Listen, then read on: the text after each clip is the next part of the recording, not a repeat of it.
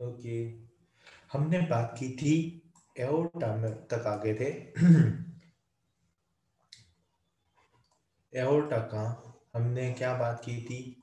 PaO2 is 95 and यही अपन ने ऊपर बात की थी पल्मोनरी वेन का PaO2 is 100। अब इसी तरीके से हम आगे चलते हैं, तो ये ब्लड जब आगे जाएगा तो वहां पे वो जो भी ब्लड रहेगा तो वो कितना रहेगा? 95। एंड यही 95 कहाँ पे आएगा? हमारा राइट एट्रिया में। ठीक है, सॉरी सॉरी, राइट एट्रियम में जाने से पहले जस्ट अ सेकेंड, वो पेरिफेरी में जाएगा ना, ब्लड में जाएगा एंड कैपिलरीज में जाएगा होगा। तो वहां पे एक्सचेंज किस लेवल पे होगा? 95 लेवल पे होगा। वहां पे 95 लेवल पे गैसेस एक्सचेंज होगा, क्योंकि वहां पे ऑक्सीजन की जरूरत है। एंड हमारा कार्बन डाइऑक्साइड हमारा कहाँ पे आ जाएगा? कैपिलरी वेन्यूज के अंदर। ओके, एंड ये सारा ब्लड डीऑक्सीजनेटेड ब्लड कहाँ पे आ गया? हमारा right atria, right ventricle, right ventricle. And जब राइट वेंट्रिकल से सीधा ब्लड हमारा किस में जा रहा है? Pulmonary arteries. ठीक है, पल्मोनरी आर्टरीज के अंदर। तो वहां पे हमारा PaO2 कितना हो गया? वो अपने को पता होना चाहिए। PaO2 of the pulmonary artery is the 40। और इसी को मैंने प्रीवियस डायग्राम में बताया था। 40 से हमारा PaO2 105 ऑफ द एल्वेओलाई से एक्सचेंज होता है। बट अगर आपने मेरा याद कर दिया तो आपके क्वेश्चन गलत नहीं होंगे। अब आप कहेंगे कि सर क्वेश्चन कैसे आता है? फिजियोलॉजी के अंदर एक्चुअल में बहुत घुमा के क्वेश्चन पूछे जाते हैं। क्वेश्चन आएगा, sorry, largest change in PaO2, partial pressure of the oxygen का लार्जेस्ट चेंजेस कहां पे देखने को मिलता है? सॉरी सॉरी सॉरी, ये एक्चुअल में कुछ हैंग हो गया था। Largest change in PaO2 is seen in, answer is the pulmonary capillary. Largest changes हमारे को pulmonary capillaries में देखने को मिलती है। ठीक है, अब आपको पता है ऑक्सीजन ट्रांसपोर्ट एंड ऑल, उसको भी एक्सप्लेन कर देते हैं 2 मिनट में। ऑक्सीजन ट्रांसपोर्ट की अगर बात की जाए तो वही with haemoglobin and with dissociative oxygen dissolved oxygen and with hemoglobin। But एक चीज ध्यान रखना, मैक्सिमम जो पोर्शन है वो किससे होता है? हमारा हमारा होता है विथ हीमोग्लोबिन। डिजॉल्व ऑक्सीजन तो only and only soluble oxygen कितनी होती है? 0.003 ml पर DL पर mm ऑफ Hg। ये बहुत कम पोर्शन होता है। ठीक है, अब आप कहेंगे कि इसका इसका होता है हीमोग्लोबिन इन ग्राम पर DL into 1.34 into percentage saturation, percentage saturation. Okay,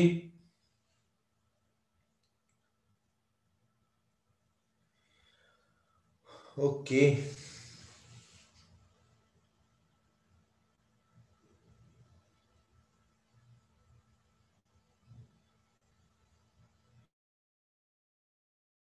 आपने ऑक्सीजन हीमोग्लोबिन डिसोसिएटिव देखा होगा, तो उसके अंदर हमारा को सेचुरेशन देखना होता है।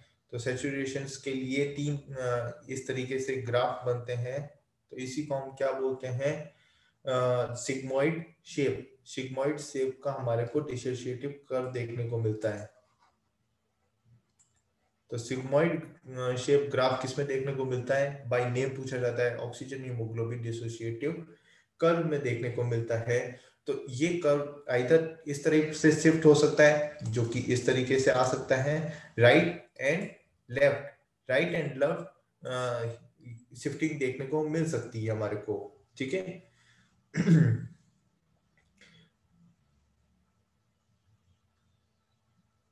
Left centring and right centring देखने को मिलती भी है, ठीक है।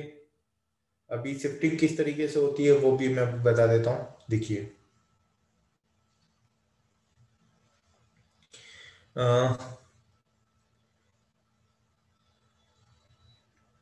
पहला पॉइंट क्लियर करते हैं। पहला पॉइंट है shift of oxygen haemoglobin dissociative curve to the right, to the right is the, मतलब इसका मतलब क्या हुआ? FDR favour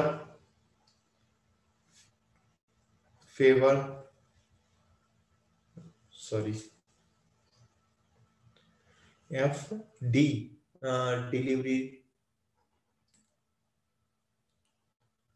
delivery shift to the right. अब ये तो ट्रिक है, फेवर कर रहा है, मींस जैसे जैसे P50 P50 P50 किसको बोलते हैं? जहां पे हमारा हीमोग्लोबिन का 50% सेचुरेशन हो जाए, मतलब जो भी टोटल हमारा हीमोग्लोबिन है उसका 50% सेचुरेशन हो जाए, ठीक है ना, उसको हम बोलते हैं P50। ओके, और ये P50 हमारा जैसे जैसे इंक्रीज होता है, P50 जैसे जैसे हमारा इंक्रीज होता है, वहां पे एफिनिटी क्या हो जाएगी? डिक्रीज हो जाएगी, डिक्रीज एफिनिटी। ओके, तो ये कौन कौन सी कंडीशंस में देखने को मिलेगा?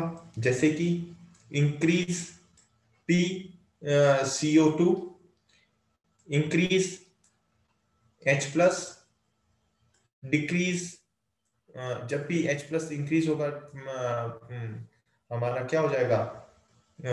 pH क्या हो जाएगा? कम हो जाएगा। इंक्रीज टेम्परेचर, एंड जहां पे हीमोग्लोबिन S ज्यादा हो, हीमोग्लोबिन S ज्यादा हो, ठीक है। अब इसके अलावा जब हमारा इंक्रीज हो क्या, 2,3 DGP, अब 2,3 DGP कब कब इंक्रीज हो जाता है? हमारे के लिए इसके लिए गीता याद होनी चाहिए। Gita means the growth hormone, exercise,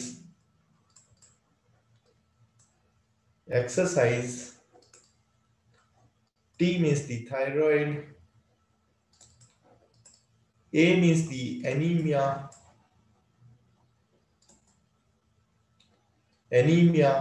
altitude,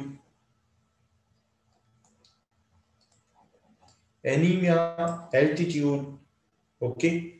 तो ये सारी कंडीशंस हैं जब भी हमारे को क्या देखने को मिलेगा? Shift to the right. अगर हम बात करें शिफ्ट टू दी लेफ्ट की, shift of the oxygen haemoglobin dissociative curve to the left की बात करें, तो यहाँ पे क्या होगा? डिक्रीज हो जाएगी हमारी P50 सेचुरेशन की वैल्यू, तो हमारी इंक्रीज हो जाएगी एफिनिटी।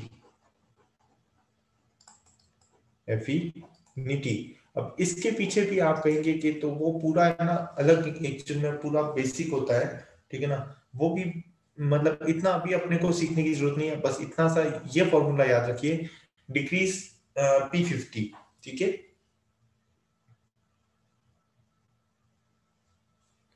और फाल से इसको याद रख सकते हो FAL से, कि लेफ्ट साइड में फॉल होती है, ठीक है, P50 की वैल्यू, ठीक है।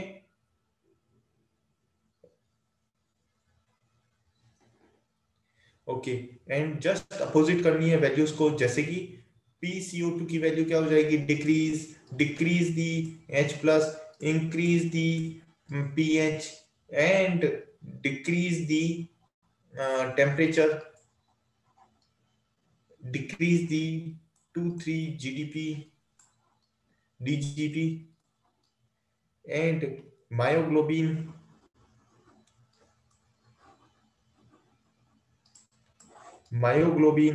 एंड बस इतना ही है हमारे को। ये सारी कंडीशंस हैं जहां पे हमारे को पता होना चाहिए शिफ्ट टू दी लेफ्ट देखने को मिलेगा। Shift to the left means the हमारा ये डिसोसिएटिव कर्व नॉर्मल है, यहाँ पे हमारा 50 P50 होता है, तो shift to the left means the ये ग्राफ थोड़ा सा स्ट्रेट आ रहा है, तो P50 की वैल्यू क्या हो गई हमारी, कम हो गई, ठीक है ना। तो इसको हम क्या बोलते हैं, हमारा शिफ्ट टू दी लेफ्ट, ठीक है ना। ये हमारा नॉर्मल, ये हमारा shift to the left, okay. अगर एक चीज और ध्यान से देखना, समझने की भी कोशिश करना, जो ये नॉर्मल है, ठीक है ना, ये तो किस में देखने को मिल सकता है, हीमोग्लोबिन एफ में, ठीक है। अगर मायोग्लोबिन है तो वहां पे क्या होगा, वहां पे ये कंडीशन होगी, वो ग्राफ ऐसे बनेगा और भी स्ट्रेट, तो यहाँ पे क्या होगा हमारा P50 और डिक्रीज हो जाएगा। इसको हम बोलते हैं ड्यू टू दिस मायोग्लोबिन इस तरीके का ग्राफ देखने को मिलता है, और इसको हम बोलते हैं एक्सटेंसिव, इसको हम बोलते हैं extensive shift to the left, extensive shift to the left. किस पे देखने को मिलता है, क्वेश्चन आए तो आंसर क्या करोगे, मायोग्लोबिन। और अगर क्वेश्चन सीधा पूछा गया है extensive shift to the left किस में देखने को मिलेगा, answer is myoglobin, okay.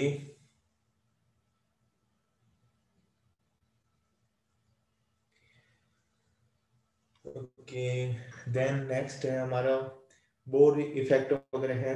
Bohr effect में आपको पता है shift of the oxygen haemoglobin dissociative curve on the basis of the PCO2 level decide किया जाता है। इसका जस्ट अपोजिट होता है बोर्स इफेक्ट। बोर्स इफेक्ट जो रहता है उसके अंदर हम क्या करते हैं, on the effect of the PCO2 के बेसिस पे करते हैं बोर्स इफेक्ट। यहाँ पे हम क्या करते हैं, PCO2 लेवल के बेसिस पे हम डिसाइड करते हैं, ठीक है।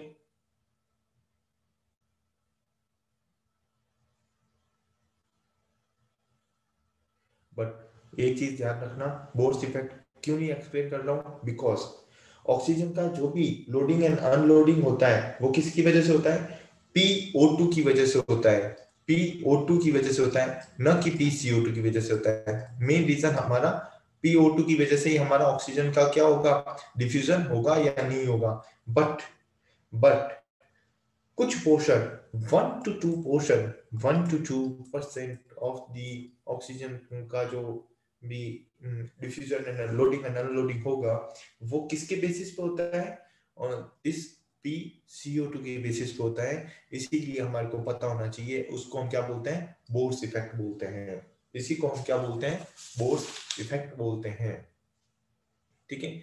इसी तरीके से आगे चलते हैं हम। इसी तरीके से कार्बन डाइऑक्साइड ट्रांसपोर्ट जो है, कार्बन डाइऑक्साइड ट्रांसपोर्ट जो है हमारे को पता है, सबसे पहला बाइकार्बोनेट में क्या होगा, ये होता है मैक्सिमम। पहला क्वेश्चन ये रहा, बाइकार्बोनेट से हमारा ऑक्सीजन ट्रांसपोर्ट होता है, मैक्सिमम किससे होता है अपने को पता होना चाहिए। विद हीमोग्लोबिन भी होता है, विद हीमोग्लोबिन भी होता है, ठीक है, जिसको हम क्या बोलते हैं, कार्बोमिनो कंपाउंड्स बोला जाता है, और एज ए डिसॉल्व में भी मिलेगा। बट क्वेश्चन क्या पूछा जाता है, मैक्सिमम से क्वेश्चन पूछा जाएगा, तो अपने को पता होना चाहिए। अब कुछ चीजें पता होनी चाहिए, वो है हमारी नॉर्मल वैल्यूज से रिलेटेड कि PCO2 in a artery and PCO2 in a venous group, veins. ठीक है ना? PCO2 and PO2 दोनों की बात कर लेते हैं, चलो. PCO2 total CO2 in ml per dl. Hello, हाँ बच्चा, कोई question? Sir, please repeat the previous slide. Yeah, sir, please please repeat the repeat the last previous slide. slide. Carbon dioxide का maximum transport of the carbon dioxide transported by the carbonate, bicarbonate. ठीक है, bicarbonate oxygen किसके साथ combine करेगा? Bicarbonate compound के साथ में combine करेगा.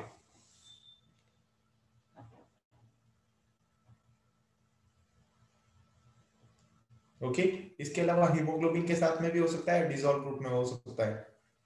ठीक है,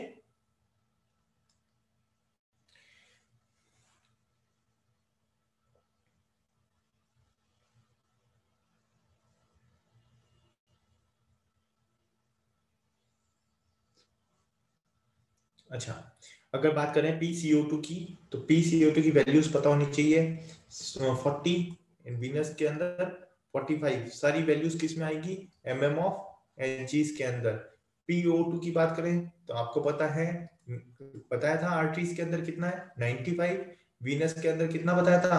40 mm ऑफ Hg. अब आप कहेंगे सर यहाँ पे क्वेश्चन कहाँ से आएगा?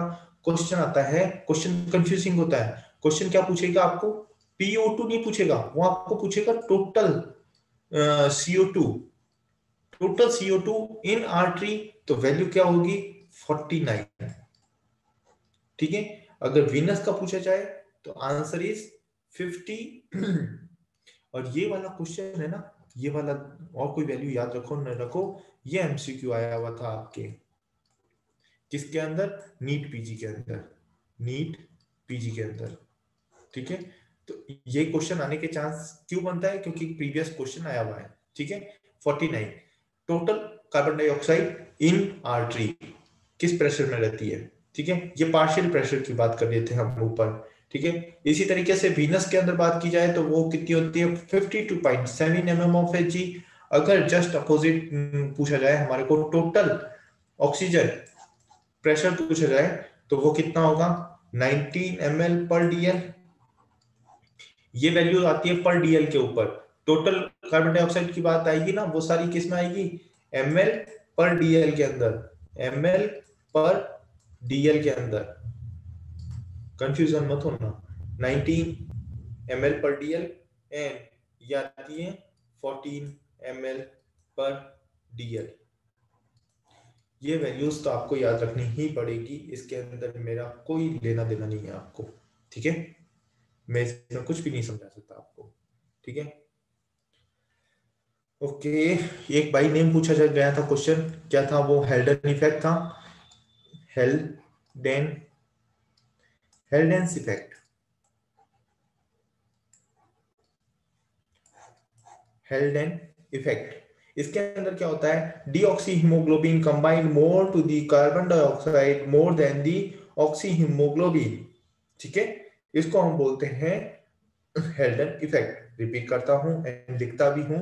बस एक एमसीक्यू बेस पे ना, इसको एक लाइन पता होनी चाहिए. क्या वो लाइन? देख लो. Deoxy haemoglobin combined more to the carbon dioxide than the oxyhemoglobin.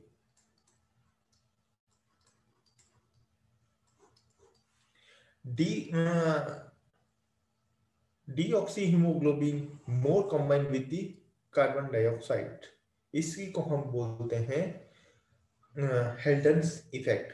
ये बाय नेम अपने को पता होना चाहिए. इसके बेसिक में मत जाना क्योंकि और भी कंफ्यूजिंग है. बस इतने सी, जहां पे मेरे को समझाना होगा मैं डेफिनेटली समझा दूंगा. जहां पे मैं कहूँ याद करना है तो याद कर ही लो आप. इसके अंदर फिर कंफ्यूजन नहीं होता है. क्यों ये चीज क्यों बोल रहा हूँ? ये कंफ्यूजन यहाँ पे आएगा आपका. दूसरा वर्ड है हमारे पास में हेम्बर्ग इफेक्ट.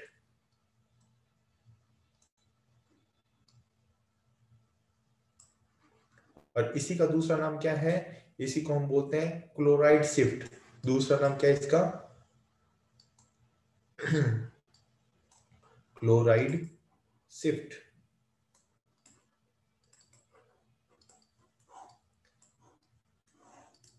ओके, इसमें अंदर क्या होता है? हमारा हमारा जो भी वीनस आरबीसीज रहती हैं, तो इसके अंदर आरबीसीज के अंदर जो भी carbon dioxide and water combine करके क्या रिलीज करेंगे, आपको पता है, बाइकार्बोनेट बनाएंगे। अनस्टेबल होने के कारण हमारा क्या होगा? रिलीज होगा हाइड्रोजन आयन एंड बाइकार्बोनेट। ठीक है, एंड अल्टीमेटली जो हमारा बाइकार्बोनेट एंड हाइड्रोजन आयंस जो है, वो अल्टीमेटली क्या करेंगे? वाटर रीअब्जॉर्प्शन का काम करेंगे। एंड अल्टीमेटली क्या होगा? हमारा वाटर इन्हें इंपोर्ट होने की वजह से क्या होगा? Slightly increase in the size nose as a hamburger effect. अब आप कहेंगे सर आपने क्या बोला, कुछ भी नहीं समझ आया। तो एक डायग्राम बनाना ही पड़ेगा। वो डायग्राम है, ये देखो, हीमोग्लोबिन का मैंने कैसे डंबल शेप का मैंने हीमोग्लोबिन बनाया था। तो ये मेरा डंबल शेप का मेरा हीमोग्लोबिन। तो मैंने जैसे बोला था, जो भी वीनस आरबीसीज रहती हैं, तो वहां पे कई बार हमारे को किस तरीके से, देखो, carbon dioxide joint with the water, and यहाँ पे क्या बनेगा हमारा? यहाँ पे हमारा क्या बनेगा? एक रिवर्सिबल कंपाउंड बनेगा, जिसको हम क्या बोलते हैं? H2CO3। तो ये क्या हो जाएगा? ब्रेक डाउन हो जाएगा, एंड वो क्या रिलीज करेगा? H plus plus bicarbonate. इससे क्या होगा? बाइकार्बोनेट तो हमारा चला जाएगा आउट, एंड यहाँ पे एक चैनल की वजह से एंड क्लोराइड आ जाएगा इन। क्लोराइड आ जाएगा इन, जिसको हम बोलते हैं एनायन एक्सचेंज प्रोटीन, जैसे मैंने पहले भी बताए थे आपको।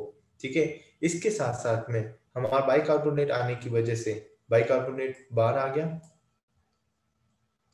तो क्या होगा? वाटर स्लाइटली इन इन होगा। तो उससे क्या होगा? ये जो हमारा हीमोग्लोबिन का जो शेप है, वो डंबल शेप का है, वो स्लाइटली इंक्रीज हो जाएगी इसकी size due to the water reabsorption. ये क्यों हुआ? आयनिक एक्सचेंज की वजह से हुआ। और ये भी क्यों हुआ? उसके अंदर मत जाओ अभी। अभी केवल इतना सा याद रखो, वाटर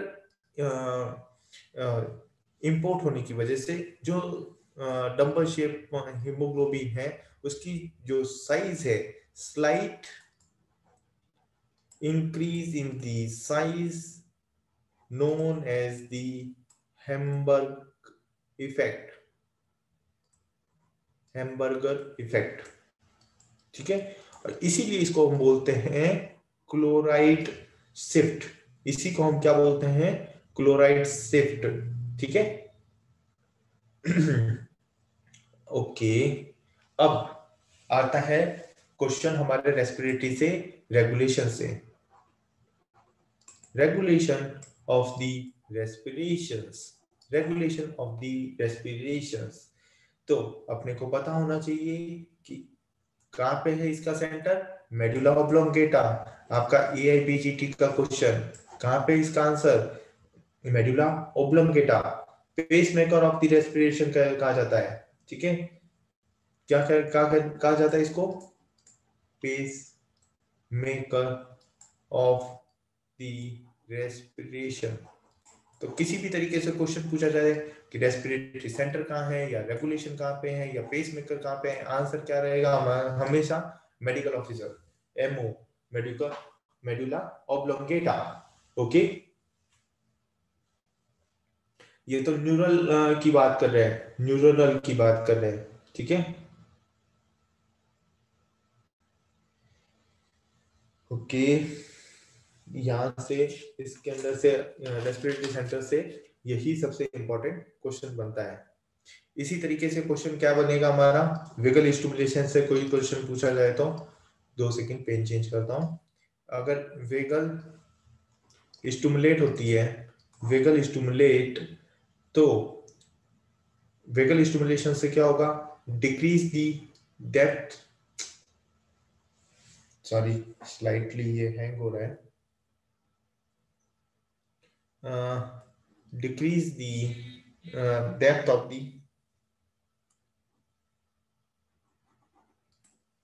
inspiration. जब भी व्हीकल स्टिमुलेट होगी, डिक्रीज दी, ऐसे सांस लेगा मतलब decrease the depth of, definitely increase होगी। तो दो वैल्यूज के बेसिस पे अपने को क्वेश्चन का आंसर करना है कि व्हीकल स्टिमुलेशन हुआ है तो डेप्थ डिक्रीज हुई है, रेट इंक्रीज हो गई है, ऐसे रेस्पिरेशन करेगा, ऐसे हल्का हल्का। ये जो रेस्पिरेशन है ये किसकी वजह से हो रहा है? व्हीकल स्टिमुलेशन की वजह से। नेक्स्ट देखो, अगर स्ट्रॉन्ग व्हीकल स्टिमुलेशन हो गया है तो क्या होगा? वहां एपनिया डेवलप हो जाएगा, वहां पे क्या हो जाएगा? एपनिया डेवलप हो जाएगा। अगर मान लो क्वेश्चन पूछा जाता है, कई बार ये क्वेश्चन है हमारा एम्स का, एम्स पीजी एंट्रेंस एग्जाम का, कि अगर किसी पेशेंट का अगर हमने बाइलेटरल वेगोटॉमी कर दिया है, ठीक है, वेगल को ही काट दिया है, वेगोटॉमी किया है, तो उसके अंदर क्या इफेक्ट आएगा? तो उसके अंदर डेप्थ डेफिनेटली इंक्रीज हो जाएगी एंड डेफिनेटली हमारी रेट डिक्रीज हो जाएगी। क्योंकि हमारे को बेसिक फंडा पता था कि जब भी व्हीकल स्टिमुलेशन होगी डेप्थ डिक्रीज रेट इंक्रीज, अगर ये नहीं है तो डेप्थ इंक्रीज रेट डिक्रीज। ठीक है, इसको हम क्या, वहां पे क्वेश्चन ये नहीं पूछते, एम्स के अंदर क्वेश्चन पूछा गया था कि वहां पे क्या देखने को मिलेगा, वहां पे कई सारे ऑप्शंस होंगे, हमारे को ऑप्शन चूज करना है slow deep respiration, slow deep respiration। slow means decrease the rate, slow किसको रिप्रेजेंट कर रहा है? slow means the decrease the rate, deep means the increase the depth of the respiration। okay, कहीं confusion नहीं होना चाहिए।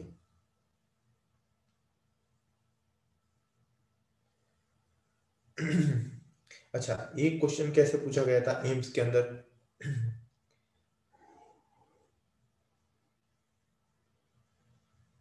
मेडुला ऑब्लोंगेटा पोन्स, ये हमारा पोन्स पोर्शन, मेडुला ऑब्लोंगेटा है नीचे।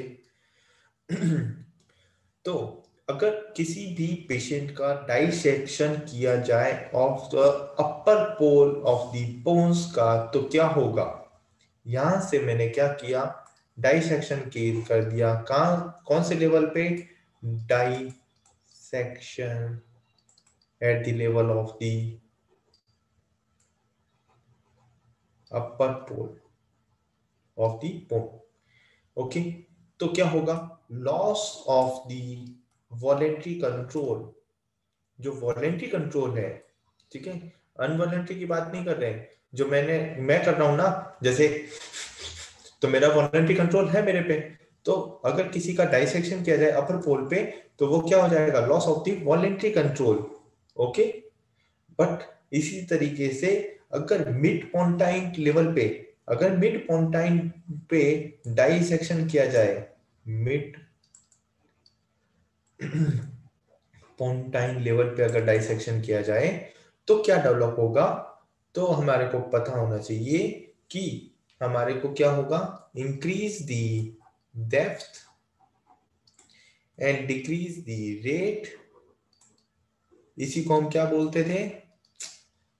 इसी को हम क्या बोलते थे?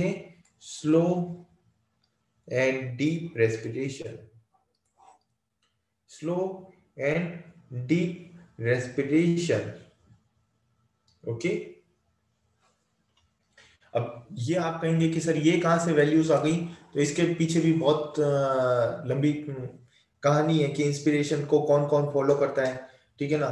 तो इसमें वेगल भी काम करता है, पोन्स भी काम करता है, ठीक है ना, तो उसको आप कंसर्न मत करो, अभी के लिए ये याद रखो, ठीक है।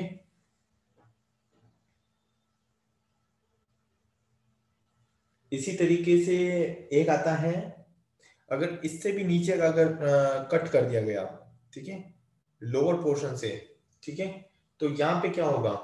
यहाँ पे रिदम ऑफ द रेस्पिरेशन बिल्कुल नॉर्मल रहेगी, ठीक है। अगर यहाँ से कट किया है, ठीक है, लोअर एंड ऑफ द पोल से, ठीक है। तो वहां पे क्या rhythm of the respiration is present, but वो रिदम कैसी होगी, इरेगुलर। यहाँ पे रिदम जो होगी वो कैसी होगी, irregular, irregular respiration and jerky, jerky respiration, irregular and jerky, जिसमें गैस्पिंग मिलेगी, ठीक है ना, देखने को मिलेगा। अगर क्वेश्चन पूछा जाता है उल्टा, क्वेश्चन कैसे पूछा जाएगा, एप्निया अगर प्रेजेंट है, एप्निया अगर प्रेजेंट है तो एप्निया प्रेजेंट होने के लिए इफ डाइसेक्शन का section is eight the level of, मतलब एप्निया कब प्रेजेंट होगा कि हम सेक्शन को कट करें, कौन से सेक्शन को कट करें, eight the level of the lower medulla, at the lower medulla. Apnoea कब प्रेजेंट होगा, जब हम लोअर एमओ से इसको कट करेंगे, यहां से, ये मॉड्यूला ऑब्लिंगुएटा पोर्शन है, ठीक है। तो यहां से अगर कट करेंगे तो एप्निया सिम्टम डेवलप होगा, ठीक है।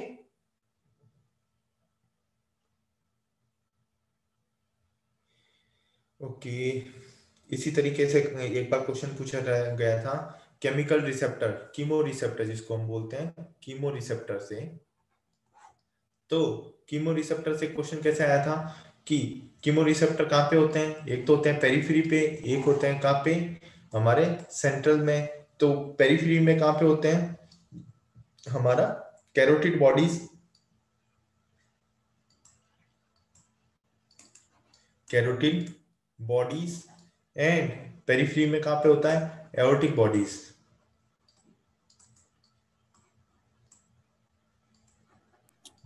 एक्चुअल क्या होता है कि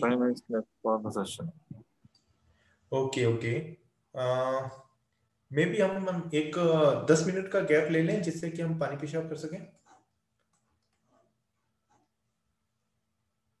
हम वापस से 5 o'clock, कितना बज रहा है अभी, ठीक है, हम शार्प 5, अभी 5 मिनट 6 मिनट है हमारे पास में, तो कितना टाइम हो जाएगा, 5:10 पे हम वापस से ज्वाइन करते हैं, 5:10 PM पे हमारे को वापस से रीज्वाइन करना है।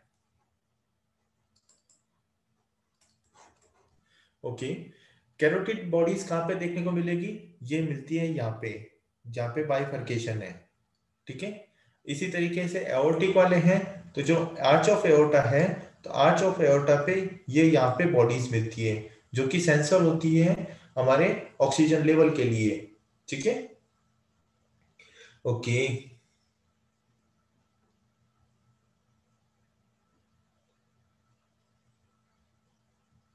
अब एक क्वेश्चन पूछा जाता है, मोस्ट, क्वेश्चन देखो, most potent stimuli, most potent stimuli for the chemical receptors, chemoreceptors, और वो भी पेरिफेरल, पेरिफेरल कीमोरिसेप्टर्स के लिए। तो वो कौन सा स्टिमुलाई है, एक ही स्टिमुलाई याद रखना है, decrease PO2, decrease PO2, increase CO2, increase hydrogen, decrease pH, कई सारी चीजें देंगे, बट हमारे को क्या पता होना चाहिए, वो मैंने आपको समझा दिया है, ठीक है। नेक्स्ट, ओके, अब बात आती है सेंट्रल की, जिसको हम बोलते हैं मेडुलरी। तो क्वेश्चन अगर पूछा जाता है, next question, most potent, most potent direct stimuli, इसको कैसे पूछेंगे, most potent direct stimuli for the central chemical chemoreceptor is, answer is H+। कभी भी दोनों आंसर गलत नहीं होने चाहिए। अब आप कहेंगे कि सर ऐसा तो कोई नहीं पूछता कि क्या ना कीमो सेंट्रल के वाइज बताइए या पेरिफेरी वाइज बताइए। क्वेश्चन तो आता है हमारा सिंपल क्वेश्चन आता है, most potent sorry, most potent stimuli for the respiration। वो तो डायरेक्ट रेस्पिरेशन वाइज पूछते हैं ना, तो इसके अंदर आंसर क्या जाएगा, इसके अंदर आंसर चेंज हो जाएगा और यहाँ पे जाएगा इंक्रीज PCO2। तो तीनों वाइज आपको क्वेश्चन पता होना चाहिए, ठीक है।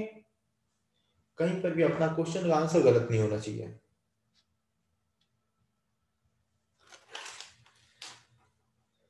Okay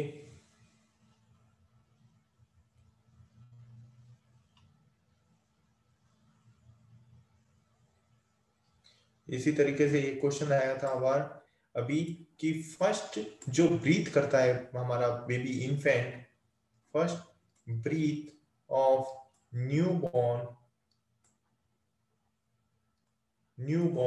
is due to the head's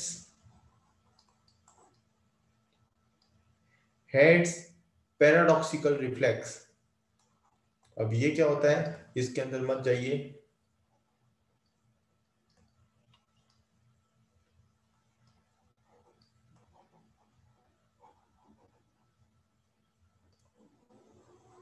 heads paradoxical effect की वजह से फर्स्ट ब्रीथ करता है हमारा न्यूबॉर्न, ठीक है। क्योंकि वहां पे क्या होता है, इन्फ्लेशन, और इन्फ्लेशन होने से क्या होगा, फर्दर इन्फ्लेशन होगा, एंड इसी वजह से हमारा क्या होता है, रेस्पिरेटरी सेंटर्स की वजह से हमारा फर्स्ट ब्रीथ हमारा न्यूबॉर्न लेता है, ठीक है। ओके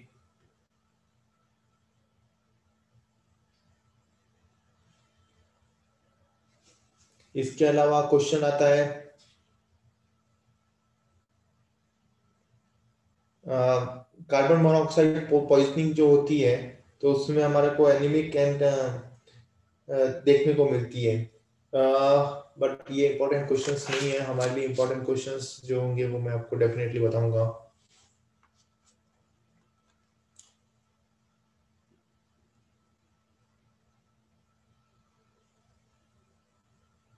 मोंगे डिजीज, क्वेश्चन यहाँ से है आपका।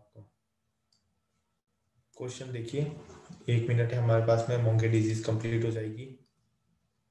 क्लिनिकल पोर्शन आ गया हमारा रेस्पिरेटरी से। मोंगेस डिजीज जिसको हम क्या बोलते हैं, क्रोनिक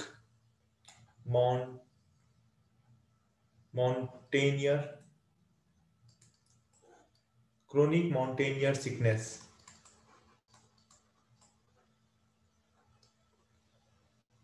ठीक है। जहां पे क्या होगा, इंक्रीज दी, बहुत ज्यादा आरबीसी इंक्रीज होगी, एंड डिक्रीज दी PO2। दो चीजें होंगी, PO2 डिक्रीज होगा तो हमारा क्या होगा, इंक्रीज दी आरबीसी, ठीक है। मे बी है ना, हमारे पास में बिल्कुल टाइम नहीं है, तो प्लीज रिजॉइन एट 5:10।